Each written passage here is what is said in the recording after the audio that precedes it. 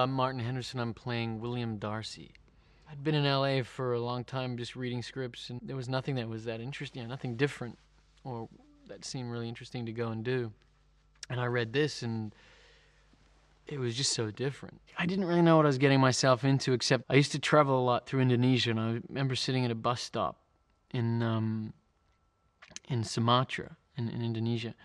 And, the buses never run on time there, so I spent like 6 hours at this little terminal, and it was hot and whatever, and all it was playing was this movie, which was actually, I think it was more than 6 hours long, because it was still playing when I got on the bus. And I'm like, man, this film's never going to end, and they're really long films.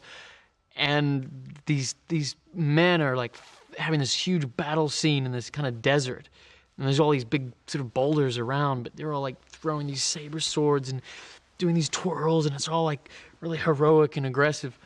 And then out of nowhere, these women jump up from behind the boulders, all dressed in their finery, and start like swaying their hips and, doing this whole thing.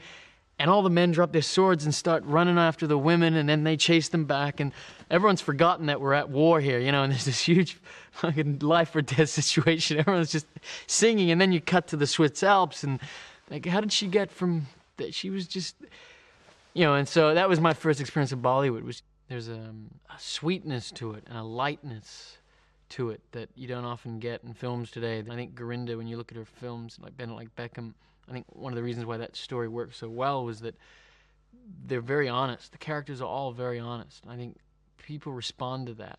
And reading the script, it was very clear that she was attempting the same kind of love story, with all, obviously, the Indian element, and just visualizing the big song numbers and the dancing and the choreography and all these characters. There's so many characters that in any given time, in any scene, there's so much going on. I'm very fortunate in that I don't have a hell of a lot to do in this film from in the dancing department, which I'm very happy about. But from what I've seen, my character more sort of witnesses what's going on. He's more of a spectator, sort of in a way grounding the film from the Westerner's point of view. What Gorinda's done, which is very clever, she has this Bollywood element, yet with a Western narrative where the characters are still interrelating throughout the song. It doesn't take you out of the film in the way that Bollywood films tend to do, which I think Westerners find a little inaccessible.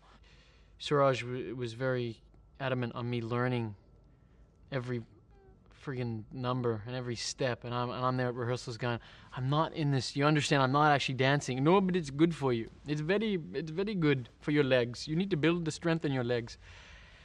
So I was forced to learn the whole dance number. I'm like, I'm not in it. Come on, lady. And I never know if they're saying yes or no. They do this thing all the time, That's going to be scary. The more Indians we have in the crew, I think that I'll have no idea. I'm making it up as I go along right now, but when they do that nod, and you're like, was it yes or no? I can't. Do you want me to do my line loud? Should I do more? What is that? Yes? I can't. No, right? I think it means I don't give a shit, you stupid Westerner. Something like that. With Gorinda, she's been very supportive in trying to, for me, presenting this character. I was very aware of the responsibility, in a way, to sort of Jane Austen's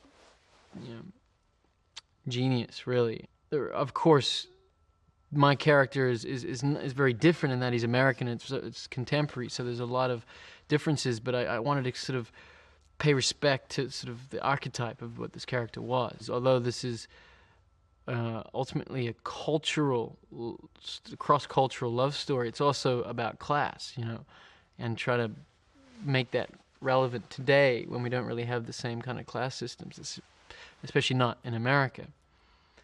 I think it's actually very, very smartly done. When you look at this, it's orchestrated in a way that it's designed to appeal to everyone. There's a real sort of innocence and a celebration, which we don't do in the West. There's a lot more cynicism. And I think for telling a story, for getting, paying your, $10 or whatever, and going in and sitting down and just going on this wonderful ride of song and dance and love stories and comedy, and it celebrates life, it celebrates marriage. It's very nice to have that more wholesome celebration of love and marriage and culture.